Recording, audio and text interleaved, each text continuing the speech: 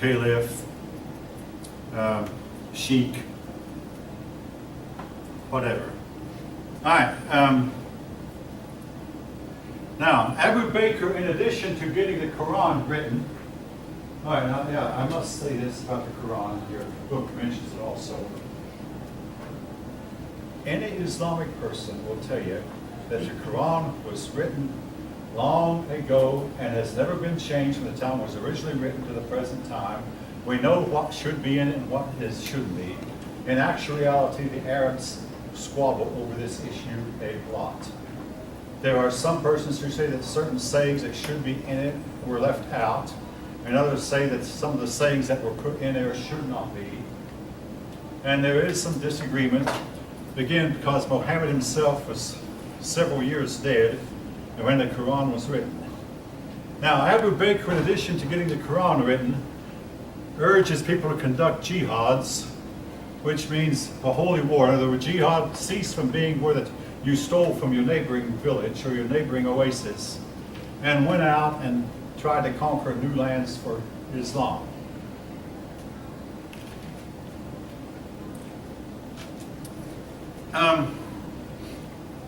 The Islamic people, when they broke out of Arabia, they first went against Persia. They defeated the Persians and conquered them. They defeated the Byzantine army, but they were not able to get to Turkey yet, not yet, but they did take Syria. So they had started off taking Persia, taking Syria. If you look on the map, you can picture these. Then they went and took North Africa. They spread across North Africa and eventually crossed and took Sicily for a while. Now, they did not hold Sicily forever. And then they took much of Spain. They did not get all of Spain. Now, they had a couple of problems. If you look on a map of the world, the places where Islam conquered is mostly wide open lands with few trees, and some places none, and very little vegetation, few bushes, a place where horses can gallop down and swoop over an enemy and cut an enemy to pieces. You might or might not have noticed, Islam never conquered Vietnam. Why? Because Vietnam has some dense jungle, and mounted cavalry have never done well fighting in Vietnam. The Chinese learned that the hard way. But the Mongolians were excellent mounted cavalrymen. The Mongolians temporarily conquered Vietnam, but then had to give it up. The Vietnamese, we'll talk more about it in a chapter in Vietnam. But Islam was never able to conquer a land that had a lot of vegetation, except when they went to Spain. There's a saying that Spain devours the armies that invade it. And that was largely true. So Islam never got all of Spain, but it took the Spanish something like 800 years to eventually drive them out. They were finally driven out by Ferdinand and Isabella. Hopefully all of you have heard those names if you study American history. Ferdinand and Isabella, especially Queen Isabella more than Ferdinand. I want to say this, Queen Isabella inherited her kingdom from her father, and King Ferdinand inherited his kingdom from his father. Then the two of them married, but Queen Isabella's kingdom was twice as big as her husband's. So guess who really ruled the roost? But anyway, once married, they got their armies together, drove the Moors out of Spain. There were several names for Muslims, including Saracens and Moors. But anyway, they drove the Moors out of Spain, and the year they did it was 1492. And after that war was over, Queen Isabella felt like she could afford to give Columbus 3 ships, and the rest, is, they say, is history. But anyway, it took the Spanish some 700 years to drive them out. Now,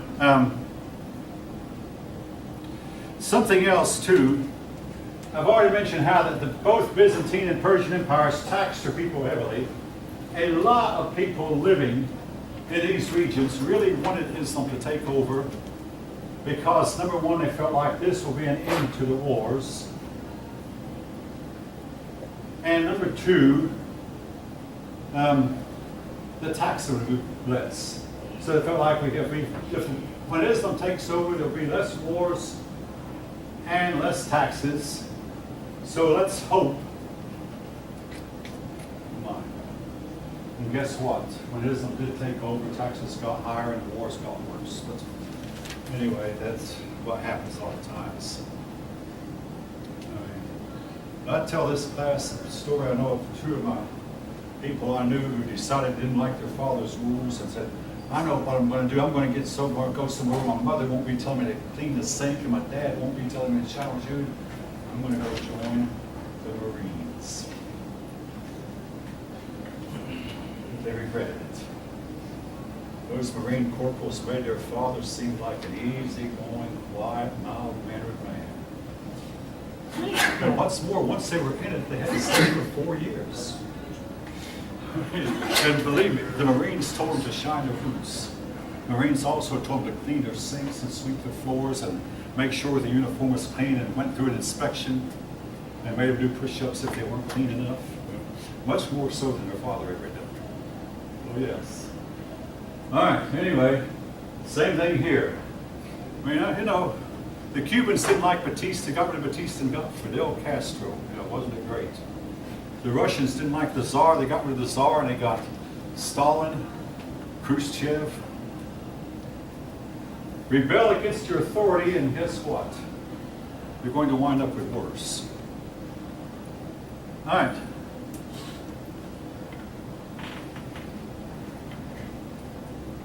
Now,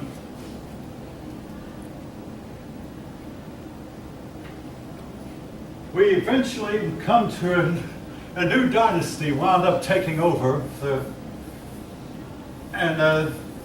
Again, they were obviously from the Sunni group. These were the Umayyads.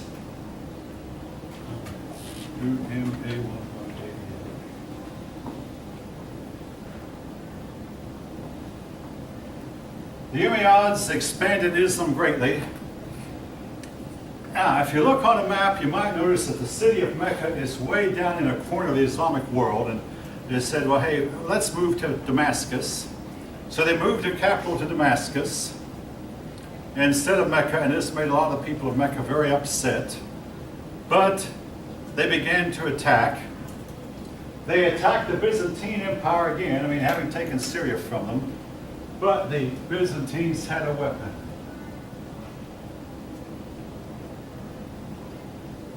If you look it up, I mean, I had a student do a paper on Greek fire.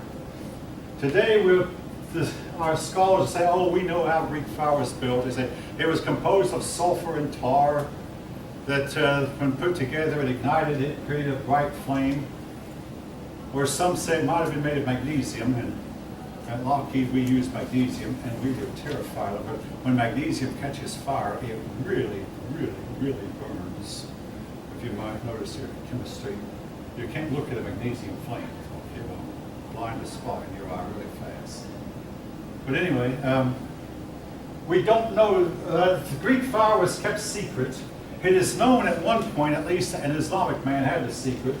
And for a while, we don't even know who had the secret, but it was kept super, super secret. But the Byzantines had it, the Islamic group didn't. When the Byzantines were invaded by the Muslims in ships, there was the Muslims resorted to ships to go directly to Constantinople. The Byzantines used this Greek fire, and it was said once Greek fire touched a ship, the ship was going down. The fire was so intense that the persons who saw it said that even when the ships went under, you could see the fire still burning as the ship went to the bottom. Believe what you will, there are all kinds of theories as to what Greek fire might have been, including that it might have been a small miniature nuclear blast or a dirty bomb of sorts. Again, I had one student do some research on it, but the Greek fire stopped the Muslims for several hundred years. And it took them till 1453 to be able to get Constantinople and bring an end to the Byzantine Empire.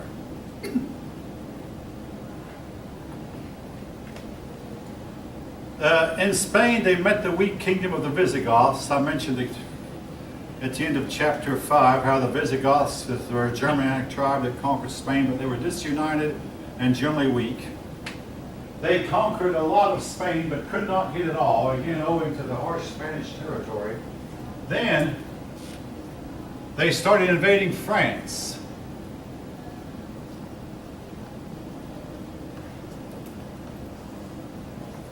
Charles Martel was not the king of France, but he was in charge. When we come back to European history, I'll explain why. But he was called the mayor of the palace, or the big man of the palace. Any one of you who studied Latin knows the word mayor means big man, or in Spanish it means the main one. Anyway, he was in charge. He was determined that France would not fall to Islam, so he went around, all around France, and gathered every fighting man he could.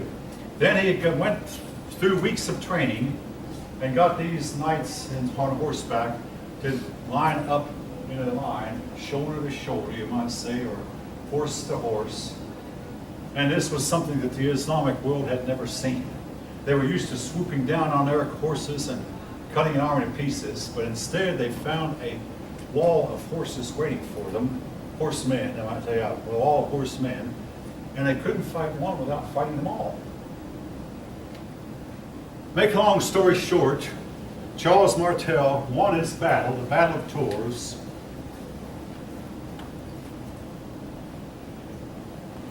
Many, many years ago, maybe 80 or 90 years ago, there was a book written called The 10 Most Decisive Battles of World History.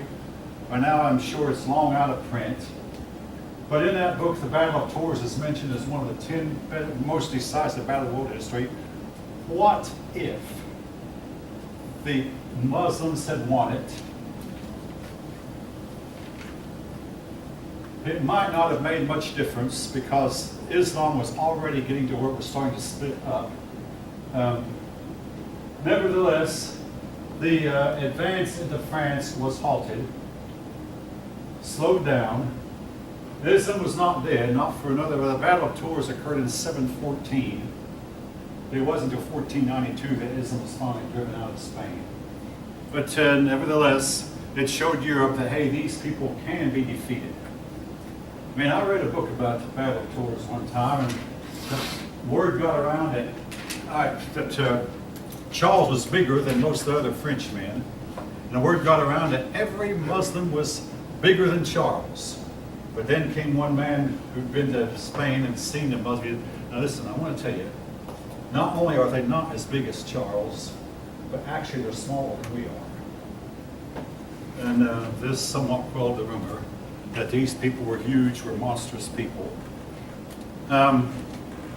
Anyway, while all this was going on, the Umayyads were being undermined. The people said, hey, you're not religious enough, you're too secular. You're more interested in politics than religion. So the people of Islam, a bunch of them got together and overthrew the Umayyads, and the Abbasids took over.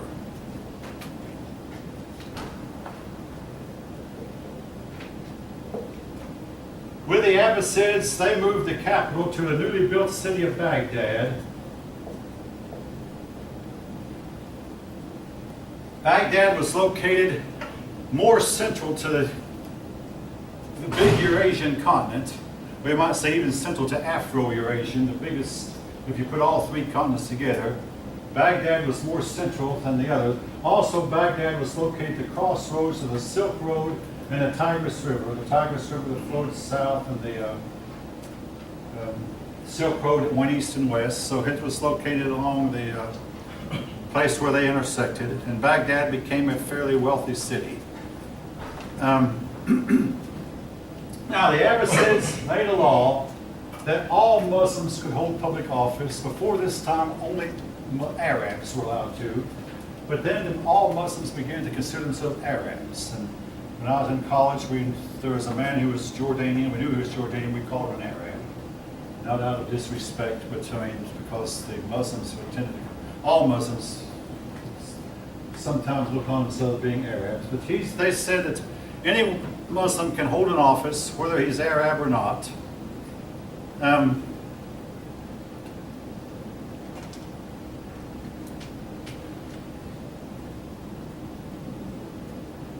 They also began to change things. They viewed people like judges and merchants and government officials as being better than better than warriors. Pardon me, merchants, judges. They began to somewhat tame themselves and civilize themselves. and not be as interested in fighting and conquering as their predecessors had been. But they had a couple of problems. They kept large harems. Now the harem is like the official word is the private domain of the sultan, but the word harem has come to mean a place where a king who has many, many wives keeps his wives. And they had many, many wives, some of them into the hundreds. They also began drinking alcohol and drinking in public and even getting drunk in public.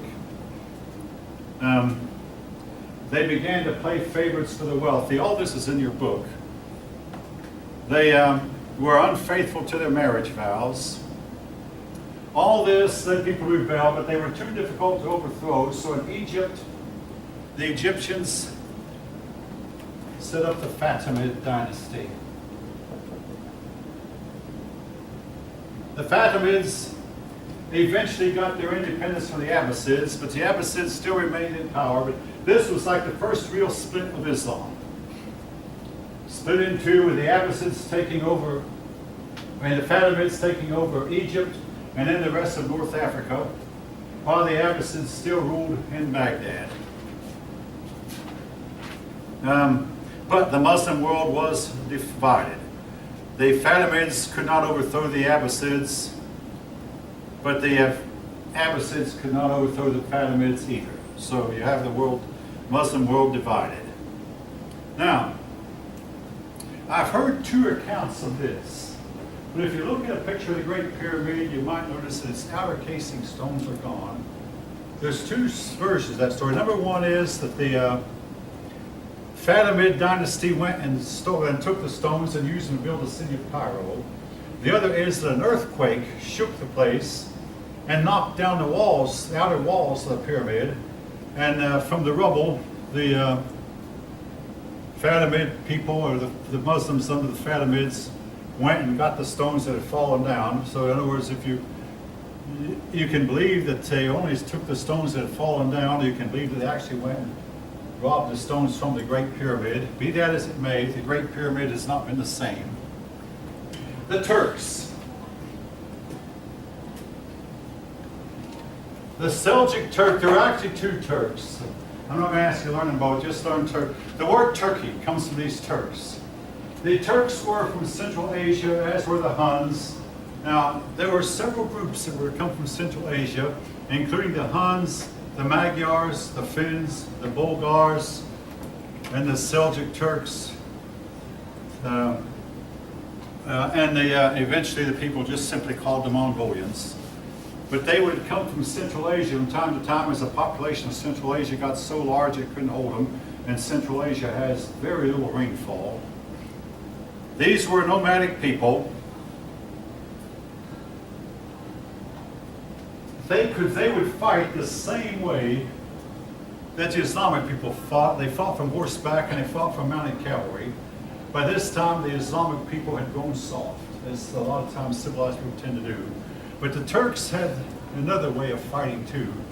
They could shoot a bow and arrow from a horse at full gallop. Now, folk, let me beg of you, don't try this unless you're trained. It's very dangerous. But these people learned it when they were boys, starting maybe at 5 or 6 years old, riding a horse and then try to shoot bow while the horse is going at full gallop and be accurate in their aim too. Later on we're going to learn that the Japanese did the same thing, but this made them effective.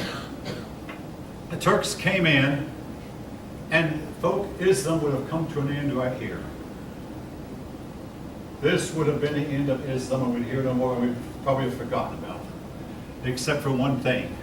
They converted to Islam themselves. Somehow found it to their liking. They converted, then they took over. They were looked on as being uncivilized, and by most reasonable standards they were.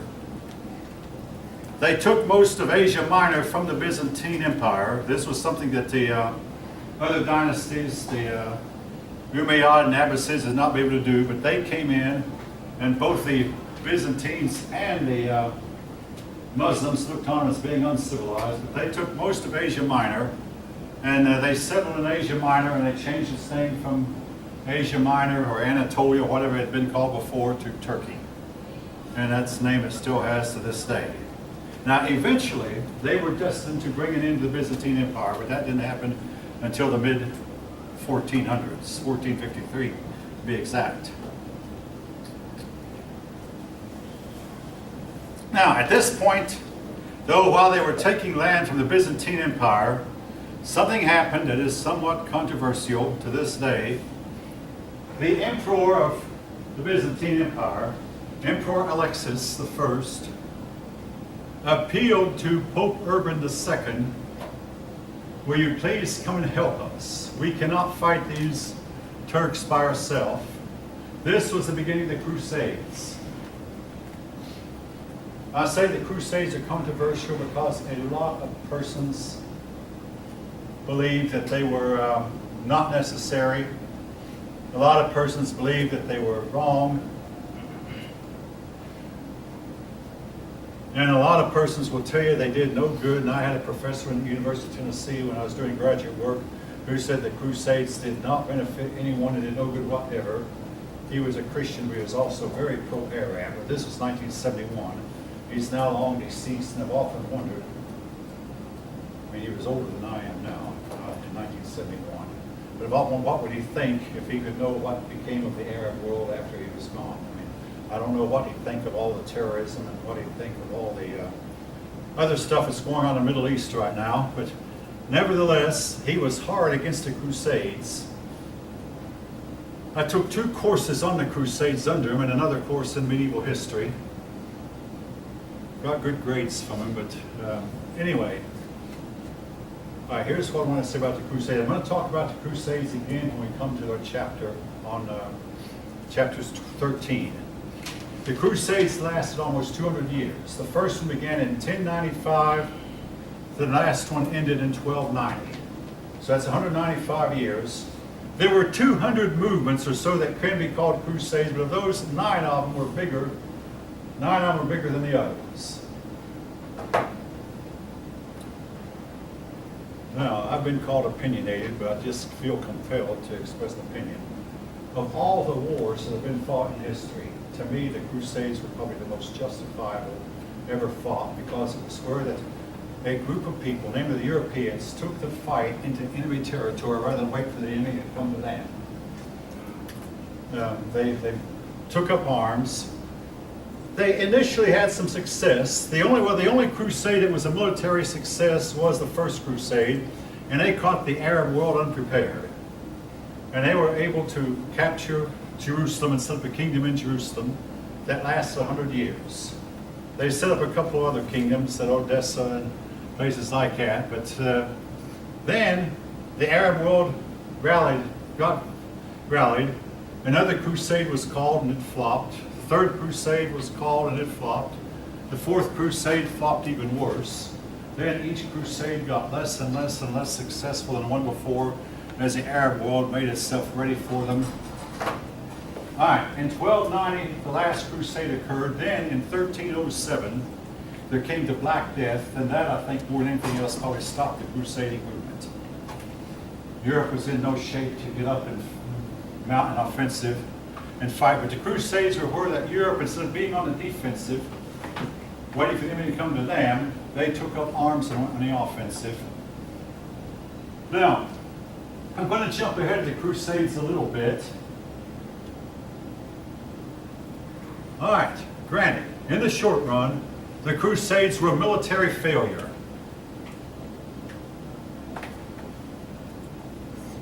But several generations after the last crusade ended, there came a technological revolution.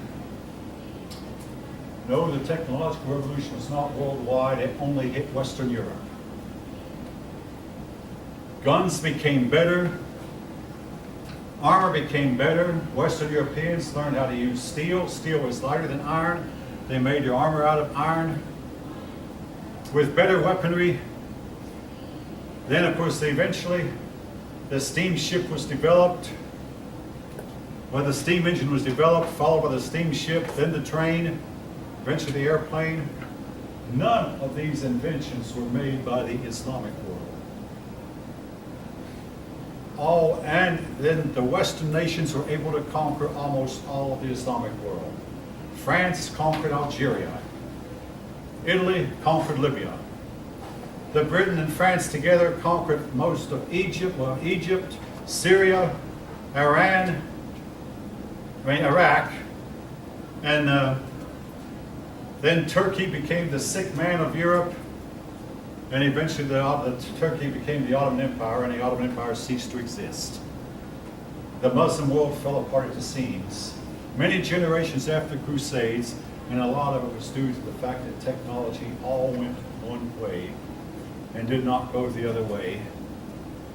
And I'll be dealing with that issue as to why as we get on farther in the lesson, and in the lesson we'll have come Monday. So the Crusades might have been initially a flop. Now, by the way, after World War II, Europe gave back all these colonies. I'm old enough to remember when they gave Algeria its independence in 1963, or it might have been 62, but France gave up Algeria, and Britain gave up Egypt and Syria and Iran. France gave up on Iran also, gave them back. They hoped that they would be able to modernize these countries and get them to thinking like Europeans think. This has never happened. All right.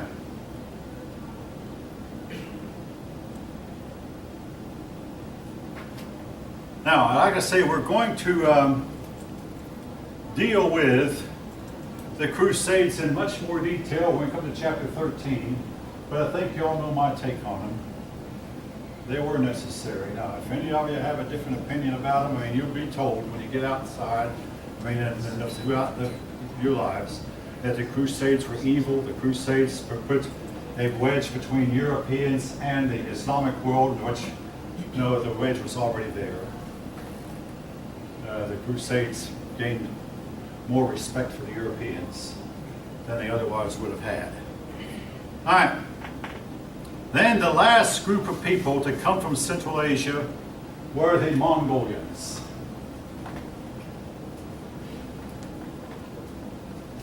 Led by Genghis Khan.